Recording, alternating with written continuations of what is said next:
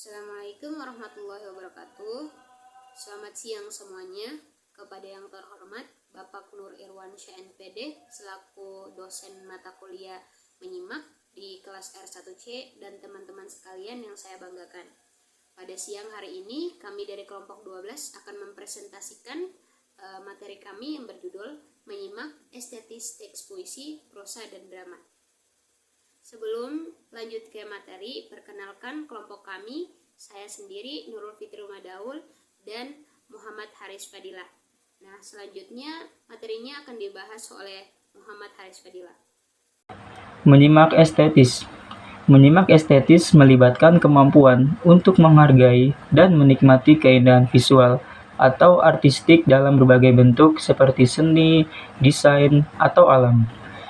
Ini biasanya mencakup apresiasi terhadap detail, harmoni warna, bentuk, dan struktur estetis. Orang yang menyimak estetis juga cenderung peka terhadap nuansa emosional yang terkandung dalam suatu karya.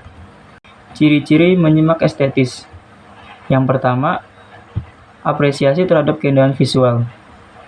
Yang kedua, kepekaan terhadap detail, pemahaman terhadap harmoni warna dan bentuk. Yang ketiga, serta kemampuan untuk menilai keindahan dalam karya seni. Menyimak teks puisi. Menyimak teks puisi adalah kegiatan mendengarkan atau membaca puisi dengan seksama untuk memahami makna dan nuansa yang terkandung di dalamnya.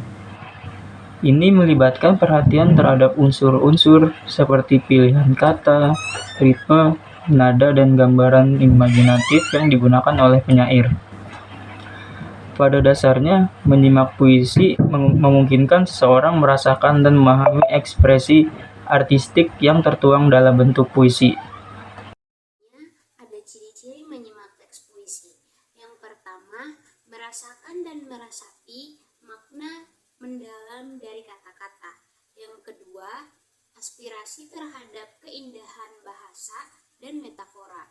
Yang ketiga, keterbukaan terhadap berbagai interpretasi. Yang keempat, serta kemampuan untuk merasakan dan memahami ekspresi emosional yang terkandung dalam puisi. Nah, yang selanjutnya menyimak prosa adalah kemampuan seseorang untuk memahami dan menikmati teks prosa seperti cerita pendek, novel, atau esai. Ini melibatkan pemahaman terhadap alur cerita, karakter, pengembangan tema, dan struktur naratif dalam teks yang bersifat naratif atau deskriptif. Selanjutnya ada ciri-ciri menyimak prosa. Yang pertama, memahami isi teks. Yang kedua, mengidentifikasi gagasan utama. Yang ketiga, menafsirkan makna. Yang keempat, mengenali struktur teks. Yang kelima, menilai gaya penulisan. Nah, yang keenam, menggunakan ide-ide. Yang ketujuh, menggunakan konteks. Yang kedelapan, mengenali pendapat atau sudut pandang. Yang kesembilan, menggunakan kosakata konseptual. Yang kesepuluh, respon profesional. Oke, yang selanjutnya ada menyimak drama. Menyimak drama melibatkan kemampuan untuk merasakan emosi karakter, memahami alur cerita, dan mengikuti konflik yang berkembang dalam suatu kisah. Ini juga mencakupi daya empati terhadap pengembangan karakter, apresiasi terhadap perkembangan hubungan antar karakter, serta kemampuan untuk mengenali dan mengapresiasi dialog dalam konteks dramatika. Yang terakhir ada ciri-ciri menyimak drama. Nah, yang pertama itu dapat melibatkan kemampuan untuk merasakan emosi karakter. Nah, yang kedua, memahami dan mengikuti alur cerita dengan baik. Nah, yang ketiga itu memiliki daya empati yang tinggi terhadap konflik atau perasaan karakter dan mampu mengapresiasi pengembangan karakter dan dialog dalam cerita.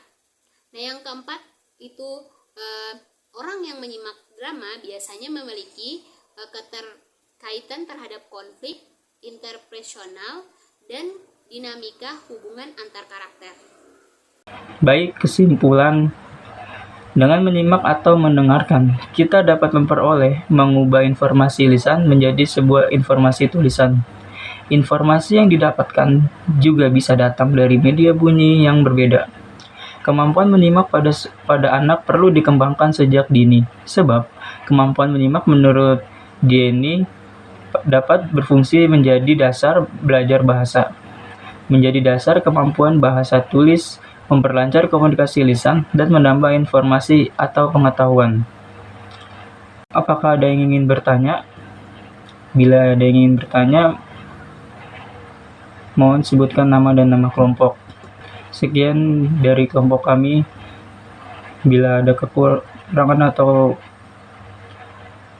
kesalahan kata-kata mohon dimaafkan. Wabillahi taufik walhidayah. Wassalamualaikum warahmatullahi wabarakatuh.